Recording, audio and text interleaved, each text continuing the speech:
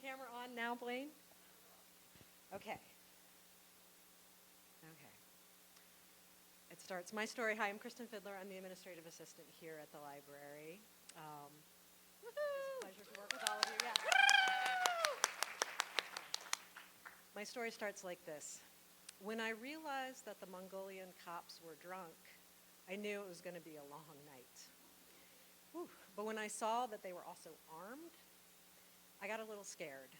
And not only for myself, but also because in camp that night, we had 20 middle schoolers from a fancy hippie middle school in San Francisco. And although I know that their parents paid for them to come to Mongolia for 10 days, to go to the countryside, to have experiences, I was pretty sure armed drunk cops weren't part of the experience that they were hoping for their kids. It was a big night. It was going to be a big night because the next day, the middle schoolers and myself were leaving. We were going back to Ulaanbaatar, and we were flying back to the States. But let me first tell you why I was there. I had been hired, which is hilarious because I wasn't paid. It was a volunteer position, as a international volunteer program coordinator for an NGO called the Cultural Restoration Tourism Project. And I'm sure that international volunteer program coordinator sounds really glamorous. So let me explain to you some of the things that I got to do every day. One of them was every day I got to burn in a little coffee can all of the camp's used toilet paper and tampons. That was part of my morning. And I'm so sorry that none of that just said that, but don't try to burn a used tampon. It does not go well. They do not burn.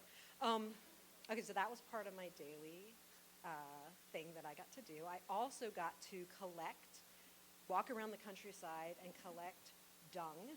The fresher, the better, right? So that was, and then another really fun part about that was convincing middle schoolers to walk around the countryside, A, and then B, collect fresh dung, put it in a pail, and bring it back.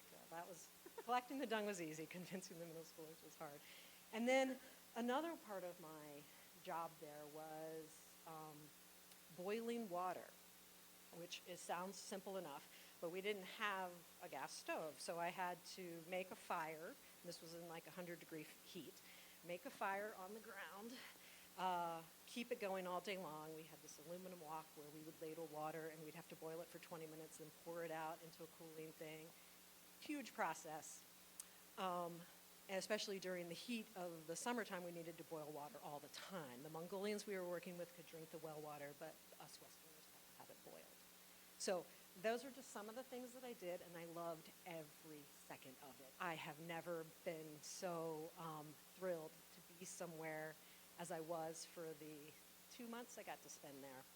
And part of why I loved every minute of it was because the landscape there was remarkable. I mean, we live in Eden, right? And the Pacific Northwest is gorgeous.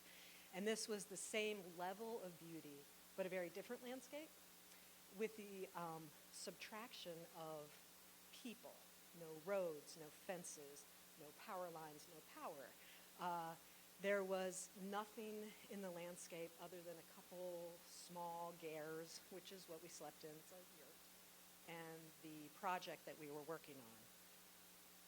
I was so in love with the land. I was outstandingly in love with the land, unexpectedly in love with the land. Everywhere you stepped, there were little tiny miniature wildflowers of every wildflower that we get here, but they were adorable.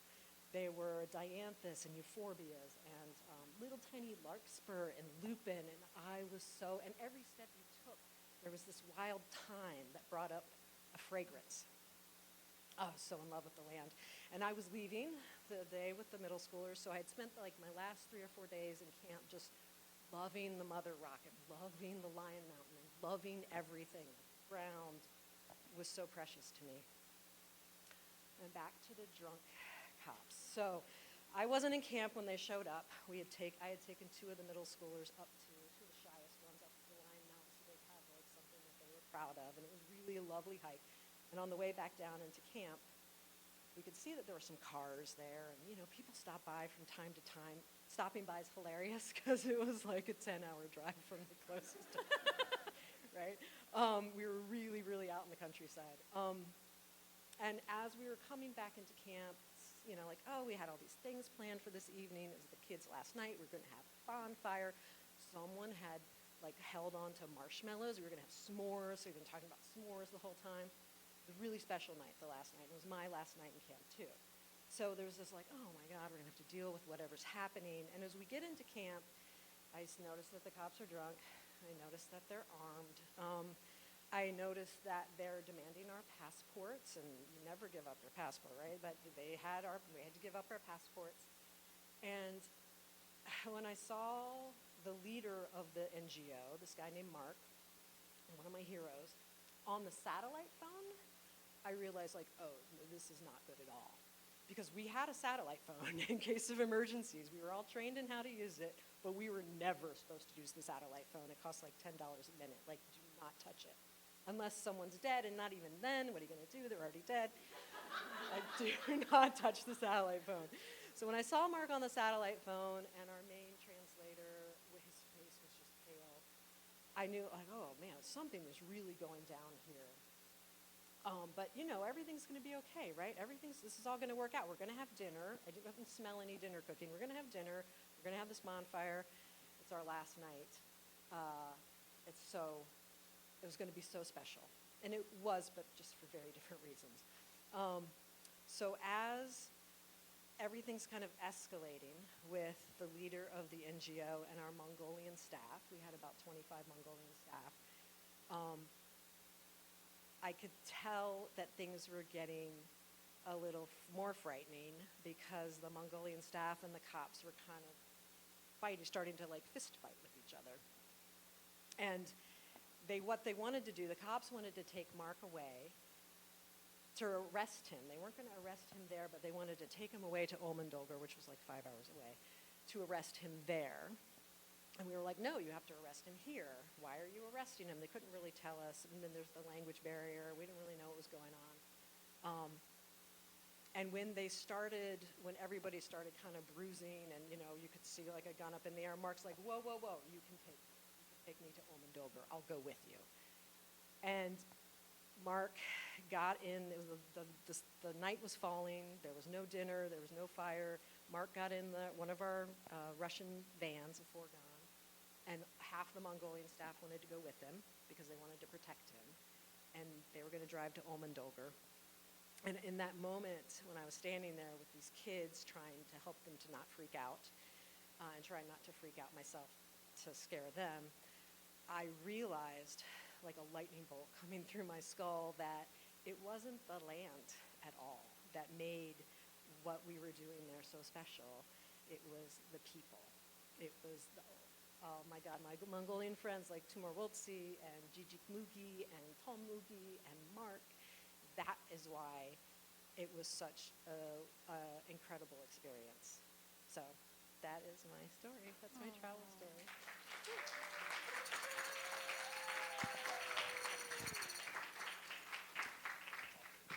You'll take that? Oh yeah, what happened to Mark? Do you want to hang on? Oh no. I think here, let's go into extra time here. What happened to Mark?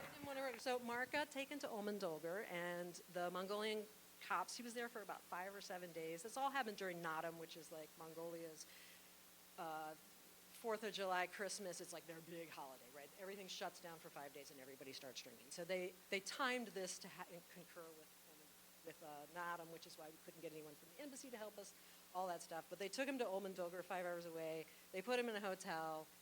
They kept drinking, and he just left. He just walked out. He just walked out, and he's fine. He lives in San Francisco. He runs a tall ship project. He's an amazing human, Mark Hinsky. Yeah, he's okay. We didn't know it was so scary. Okay. Thank There's a you, lesson Kristen. in that, but I don't know what it is. What's that? There's a lesson in that, but I don't know what it is. Oh, well, I think one lesson we can draw from this, Kristen, is you need to say what happens to Mark. So I don't know if that was supposed to be a cliffhanger or what, but clearly the audience was not going to let you leave without saying what happened to Mark. So good job. Mongolia, what a beautiful place. Yeah, another round of applause. I know Kristen, I think Kristen was a little bit nervous, but I know Kristen pretty well, and Kristen knows how to tell a story, regardless of whether there's one person in front of her or 1,000. And there's, by the way, those watching the recording, there's 1,000 people out here today. People are just wandering in from Yeah, they're wandering off the street. Yeah. We're probably going to run out of seats. Oh, the Caterpillar's got another name. Uh-oh. We got 3 tellers left. I think we're doing okay on time. It's Mary. Mary, uh-oh. Oh, Mary's rollers.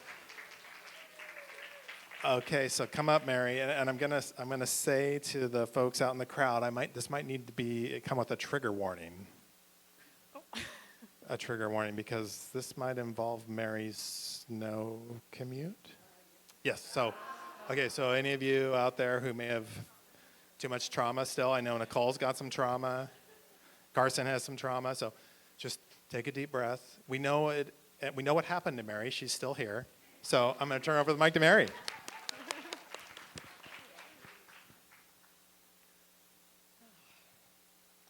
Well, thank you all for being here. And I'm Mary. I work in reference upstairs, public services. And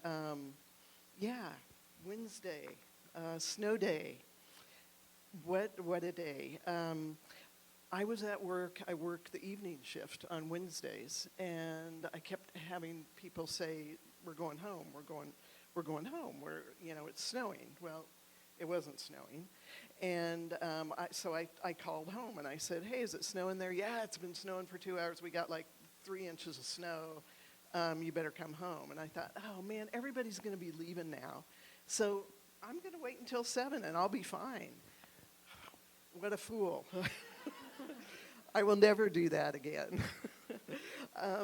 So at 7:15 we go out. Our car's got like 3 or 4 inches of snow on it. 3 inches. And I clear off all the snow, go at 7:20, and I figure, hey, I'm going to try going Vermont. So I drive over to Vermont at 45th, stopped, turning people around, saying, "No, you can't go this way. Go over there." So I thought, okay, where am I going to go now? I don't really know this area that well. So I started going on these roads and twisting, turning around, and I'm thinking, oh my God, these roads, they're just like, they're up and down and they're curvy, and I don't know where the hell I'm going. And it's like, oh, wow. So my mantra is slow and steady, slow and steady, slow and steady. And never do anything too quick or brake too much or anything like that. Well, luckily there wasn't much other traffic out on the road. And so finally I make it back to Beaverton Hillsdale. It's just as bad. Nobody's moving. So I thought, okay, I'm going to try 26. So I go back on 26 toward Beaverton, and I take a right on Sylvan there. So I head up Sylvan. There's all kinds of cars that they're sideways in the street. They're stopped everywhere along the way. There's people walking out in the middle of the street. And I'm zigzagging like this, going up Sylvan, trying to get to the 26 exit. And I finally get up there, and there's a line waiting to get onto 26, but it's moving. So I thought, oh, okay, couple of hours, I'll be home. So I get on to 26 there at Sylvan and stop. And we sat there probably for an hour, and then we finally moved a little bit more, and then we were dead stopped. There was no movement. It was like, okay, I got on at 8:20. I got on 26 at 8:20, so I'd been out an hour. And on 26 then, I had a FedEx truck right in front of me. He had dual wheels on the back, right? And so you'd see one side spinning, and the other side wasn't moving at all. And the back end was pivoting like this on the front end. And this truck, he'd back up and go forward and back up and go forward, and then he'd move a little bit more, and then he'd slide to the right, and he'd slide to the left. And I saw another one over, so there's 3 lanes of traffic. All 3 lanes are completely bumper to bumper. Everybody's sitting there, and all I can see are red taillights in front of me and white taillights behind me.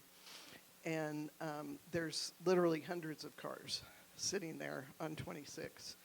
So I sat there for 3 hours in that same spot. And maybe I moved 50 feet in that time. But three hours. And then we finally started moving a little bit.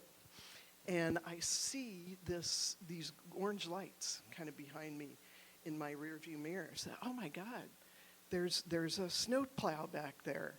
But what are they going to plow the cars? I mean, what are they going to do? So he finally, these were all men, so I'm using he.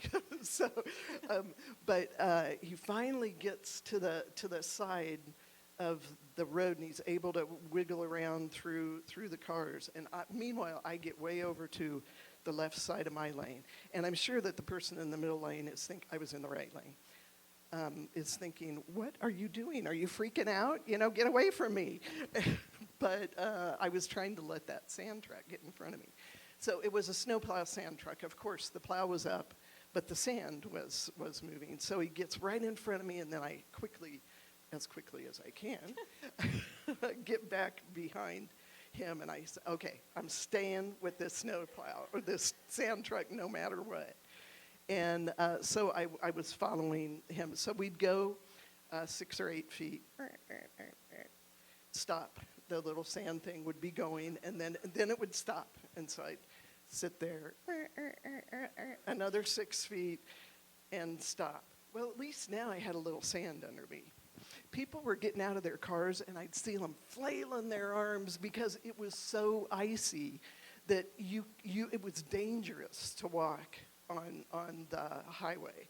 And so I thought, well, I'm not getting out of my car because I don't want to end up on the ground and then, nobody can get to anybody to help him. So, and it was amazing to me that we could have all these people out there, and it's like there was no help. There were, it's like, wait, where's the people who are coming by and reinsuring us? Or, why are we just stuck here? Because it's so weird to be there at night. You can't really see the other drivers in the cars. And because it's night, it's snowing, and, it's fogged up. And so it's weirdly isolating and lonely. So I was kind of lonely, and I had a little bit of I had some almonds and some little chocolate pieces. So I ate those, and and I had water, but I was like, oh my God, no way! I am not drinking any water. Because I was thinking, well, maybe I could get home by midnight, But that was wishful thinking, because I did not make it home by midnight. I finally, so I'm following the snowplow, and we finally get to the zoo exit, and just a little beyond it, just a little bit, and I see up ahead. I can finally see a little bit around the corner. By now it is midnight, and I'm realizing I might get home before daybreak. But up ahead are all the cars in the two right or two left lanes, and they are all piled up right in there. And I don't think there was an accident. There might have been an accident there somewhere earlier in the evening, but they were just stopped. And most of them were trucks and or trailers. There's no way they could get any kind of traction whatsoever. And they were just completely stopped there.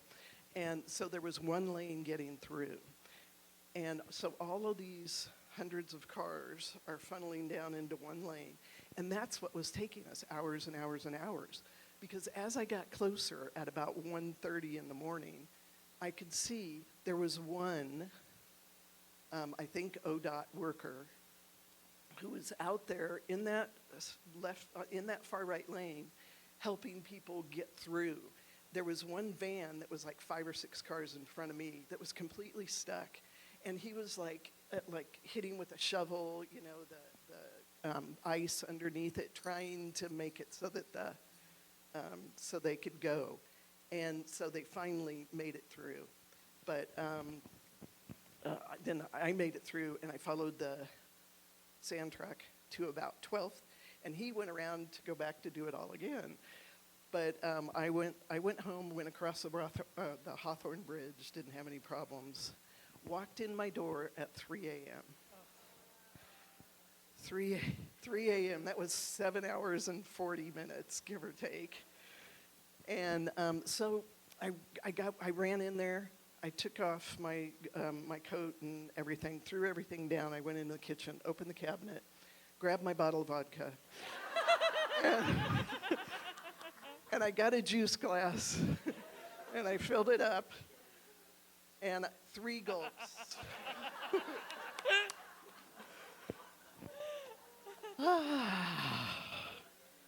And I let it warm me up and soothe my nerves. And then I went to bed. Good night.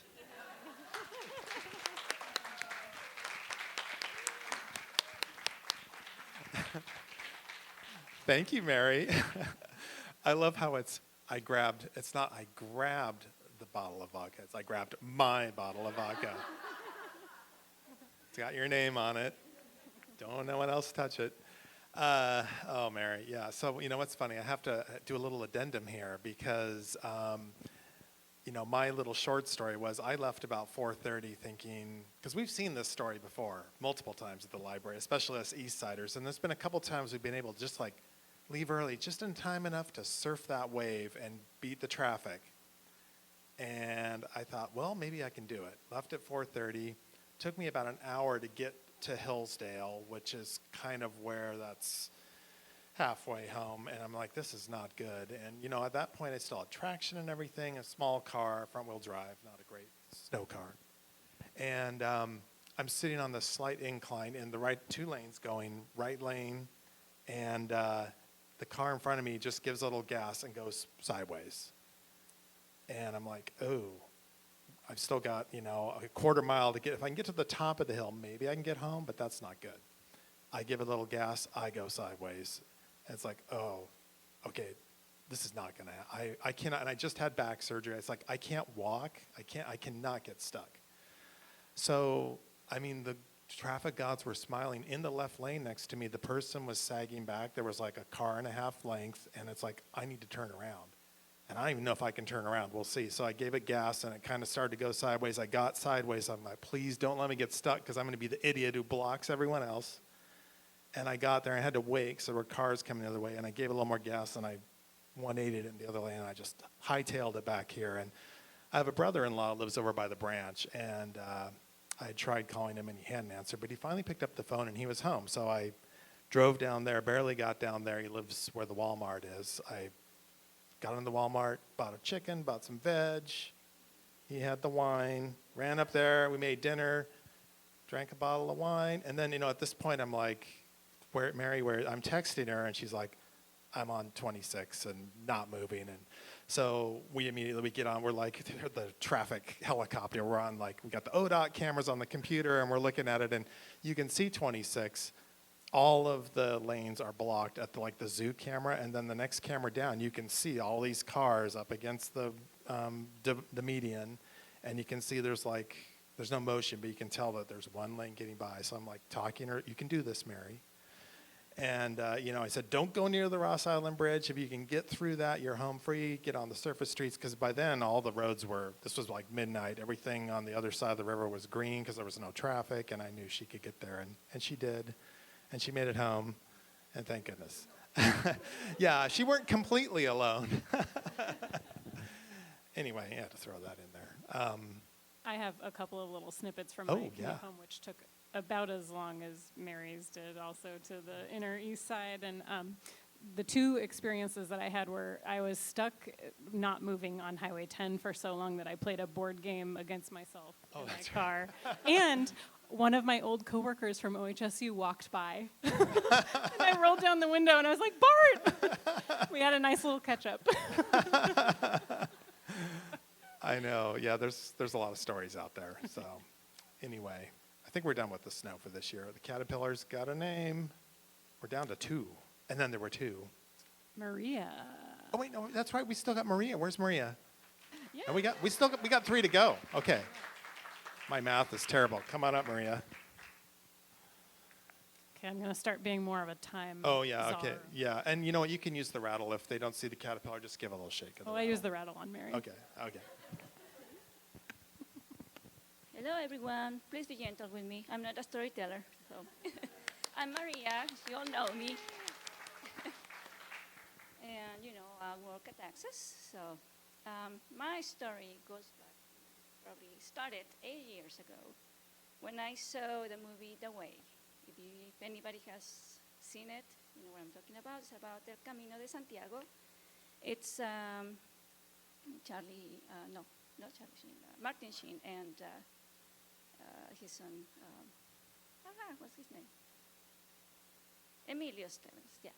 So when I watched it, I thought, oh, is that something that we can really do?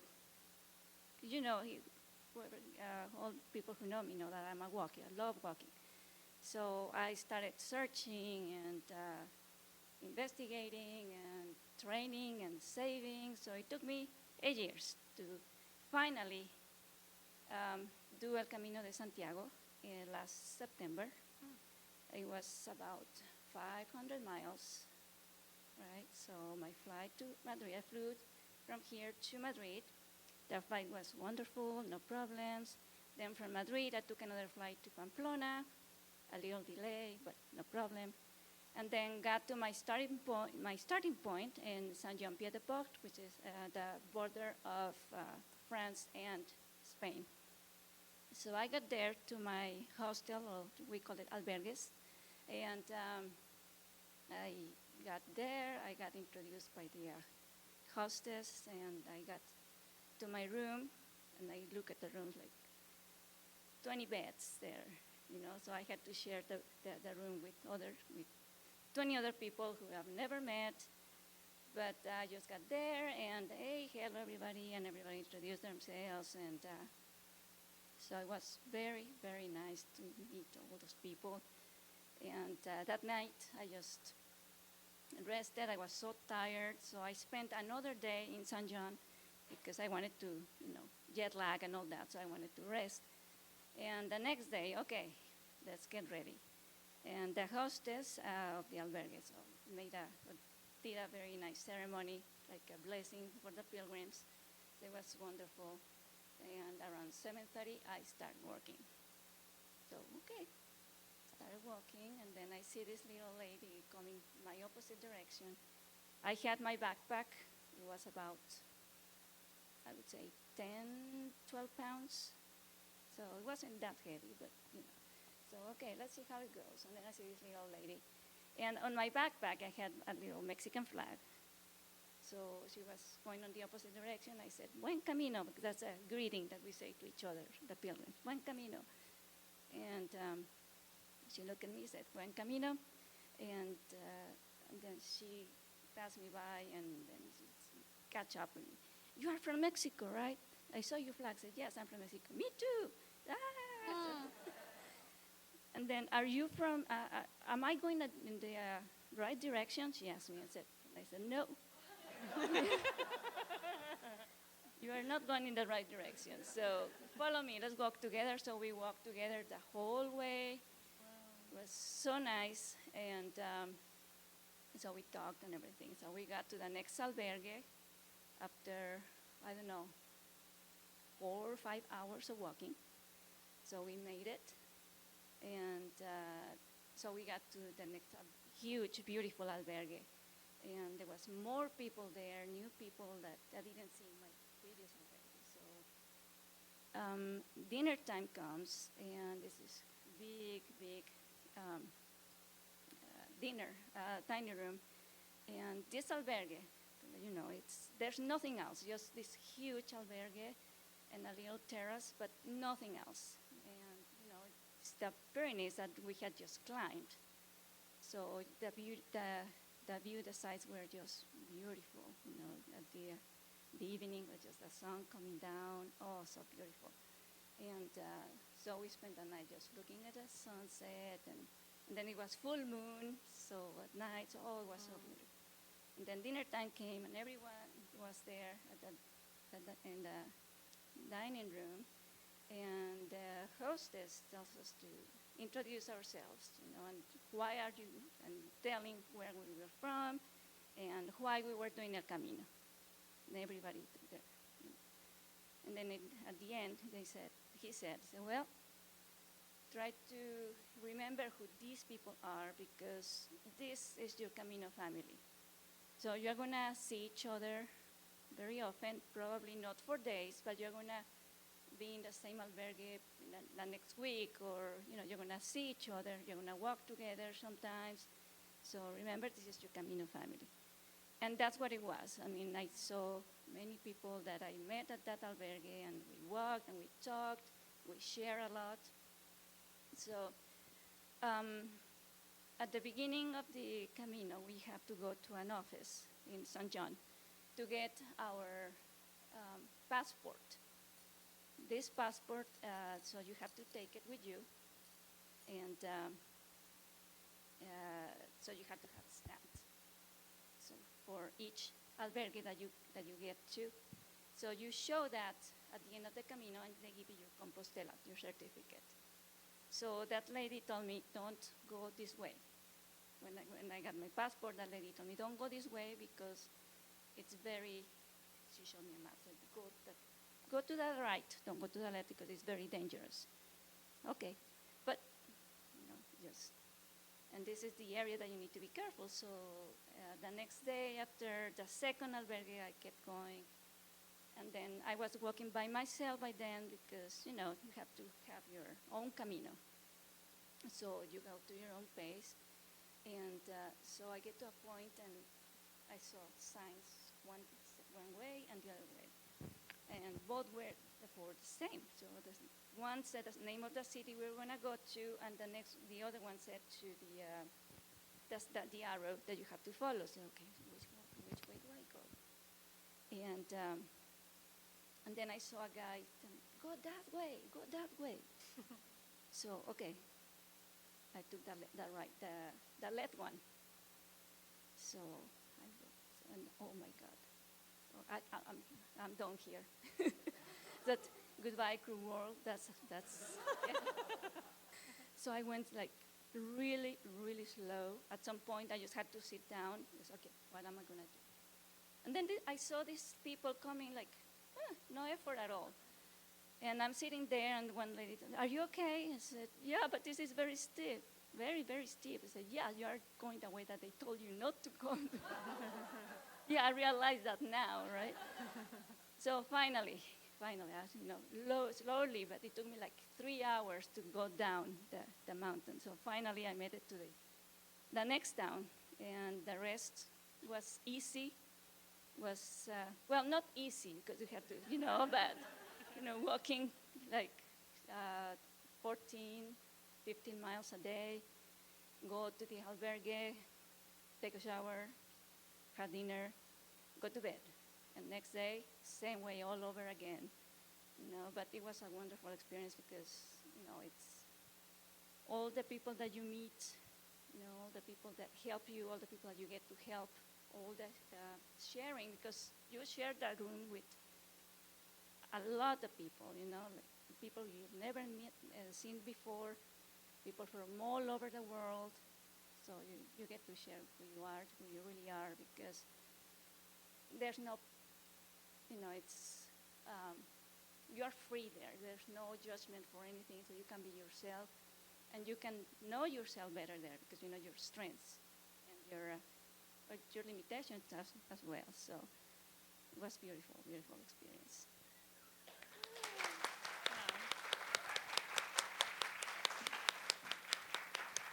Thank you. Great job.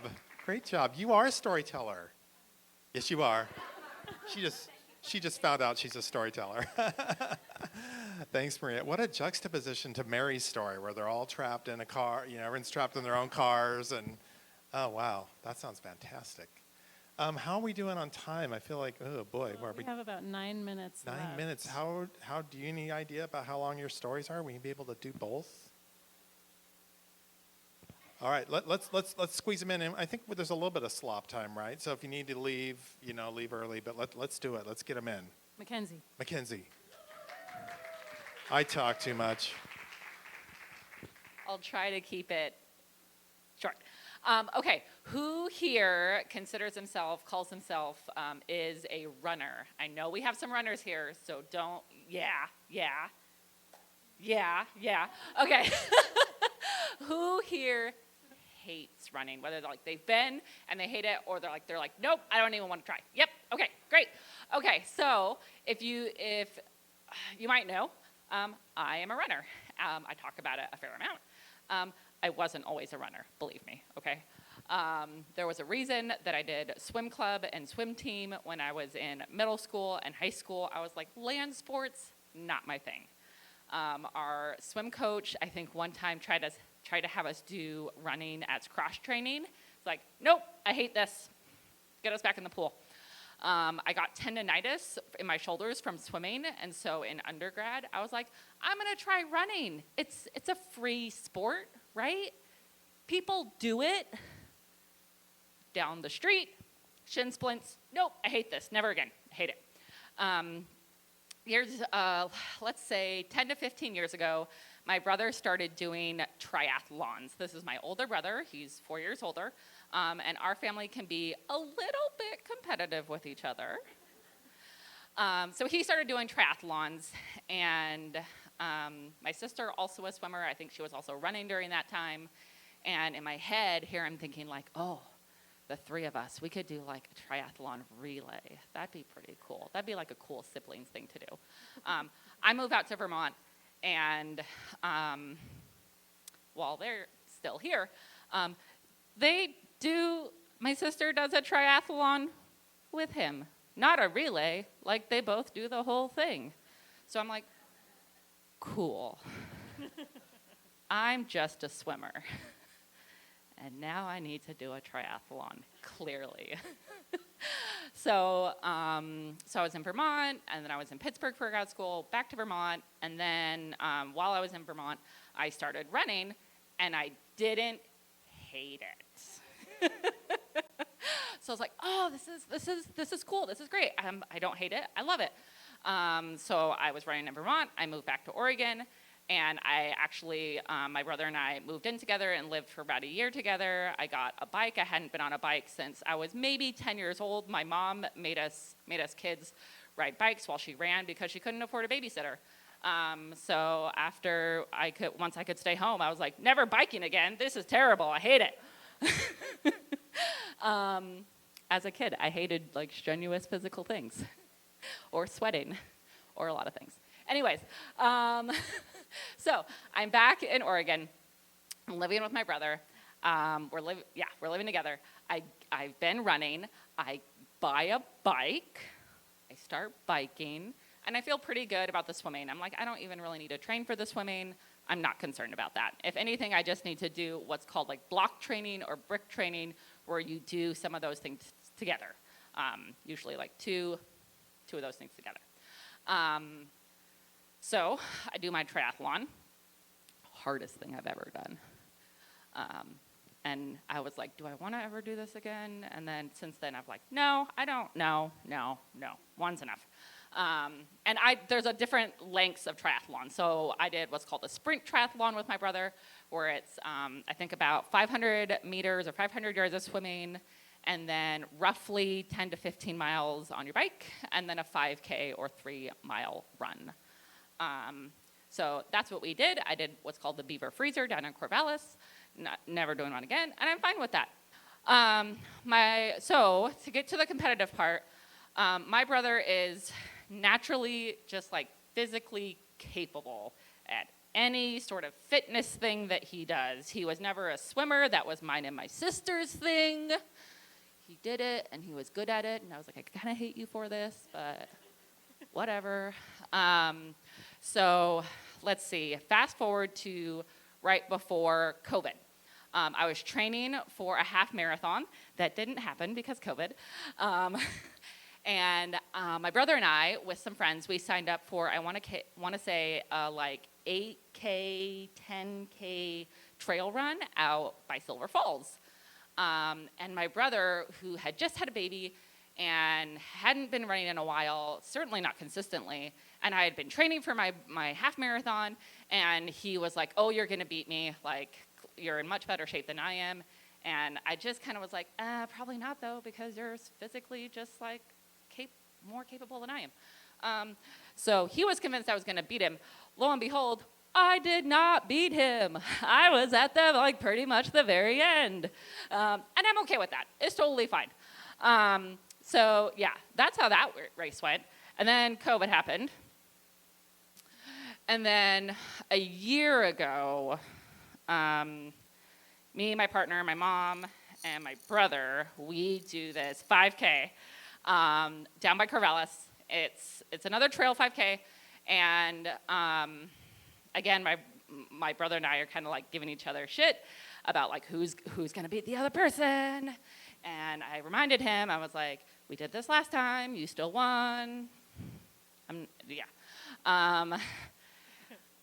Guess what? I won! I beat him! Yeah! Yes. And we actually did, what's it called? Like, made a post on Facebook. I was like, on this day, I beat my brother at a fitness thing. Probably never going to happen again. Lo and behold, it did happen again this past winter. I think we both did a 5K in this 5K series. Yeah, so definitely, I got to beat my brother at 2 fitness things in my life. Who knows if it will ever happen again, but it will, yeah. Thank you, everybody. Thank you, Mackenzie Ross, 2-time triathlon champion. Give her a big round of applause. All right, we can do this, right? We got enough time, yeah, Addie? Sure. Yeah. I don't want to make you shorten your story though. If it's okay, no, okay. Nicole's very adaptable. One of the most. Come on up. Let's do it. All right. So if you do need to leave, I won't be offended if you start like walking out. I won't be like, oh, they hate my story. No, it's okay. I can handle it. So this is the story of the first time I totaled my car. I'm generally like a very cautious driver, but in my early 20s, I had a lot of trouble with stop and go traffic. I think I would just get like really like distracted, and I'd be listening to my mixtapes, and I'd start singing along, and then I'd get off the beat, and everyone's stopping and going, and I'm going and stopping, and so I went, the traffic was stopped, I bumped into the car ahead of me, and just like bounced right off of the bumper, like not even any damage, but this was my first accident, so I was terrified. So I pull over to the shoulder, the other car pulls over, a girl gets out, she's like my age, it's probably her first accident too, so we're both thinking like, do we have to tell our dads about this? But like there's no damage to her car, and my car just like the headlight was askew slightly, so I was like, well, we should exchange insurance information. So as we're exchanging insurance information, she looks over my shoulder and she goes, I think your car's on fire. So I look back, and as I'm thinking, like, yeah, it's a little on fire. There's like a little candle flame coming out of the headlight. It's like, not that big of a deal. It just goes, whoo, and the whole hood is engulfed in flames. So I turn back, and the girl's like, well, thank you, good luck. Gets in her car, drives away. And so I figure I should probably call 911. So I flip open my phone, and and so those of you who have worked with me, you probably know I'm pretty calm in a crisis, but I'm actually like problematically calm in a crisis to the point where sometimes other people don't realize there's a crisis, and I have a really hard time expressing that it's an emergency. I seem fine. So the first thing I say when they say 911, what's your emergency, is, well, I'm not really sure if it's an emergency. So so here's what I'm thinking is either the car's just gonna like smolder and be fine and just like go out on its own, or it's gonna explode like an action movie. So I say, okay, so I have a question. So my car's on fire. I'm not in the car. Everything's fine. But like, do I need to start, I'm backing away slowly, but do I need to like run full, because is it gonna like, you know, like Michael Bay, like, and this is all a true story. So the 911 operator says, "Ma'am, you know it's a felony to prank call 911." So it's like I've never spoken a word of English in my life. I have no idea what to say because my car's on fire, and now I'm going to get charged with a felony. So as I'm like, can't think of what to say, a pickup truck pulls over to the shoulder. A guy jumps out, grabs a fire extinguisher, puts out the fire, salutes, gets back in the truck, and drives away. I guess it's okay now. Hung up. So nothing bad happened. Nobody got hurt. I got a good insurance payout, so I was able to get a new car with fancy safety features like not catching on fire for no reason. And the worst thing that happened was that my cassette tapes all kind of melted into one giant mixtape. But I never got to say thank you to that good Samaritan. And so I didn't really learn any lessons at the time. Like, it would take another totaling of a car and a couple more things. But like eventually but the lesson that I really learned from this good Samaritan at the time was that if you see someone in trouble and you stop and help them without any expectation of anything in return, not even a thank you, it makes you look like a real badass. So that's kind of how I've tried to live my life since then. So thank you.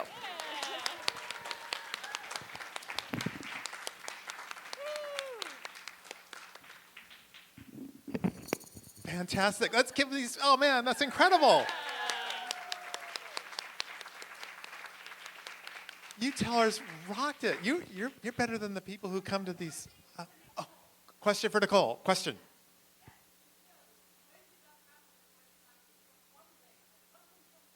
Uh-oh. Oh my God.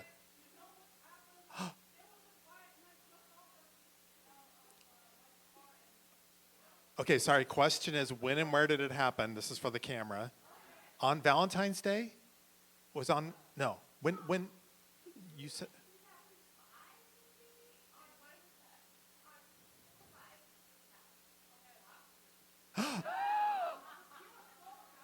Oh my God. What? Oh my God. Oh my God. Okay, so I have to repeat this for the camera because Demetria's not mic'd. Demetria's husband put out Nicole's car. We think. Maybe. You have to ask him if he saluted? Did he salute? That's if he saluted. Okay, you two have to exchange information like insurance. And then please send an email to all staff letting us know. Yeah. This is an extreme cliffhanger. Oh my God. That's amazing. I'm sorry the general public couldn't enjoy this, but this is our little story slam. I guess we're out of time, aren't we?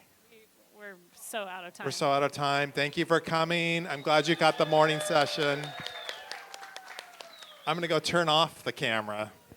I forgot to turn on the camera for those of you watching at home. Your story was awesome. That would be cool.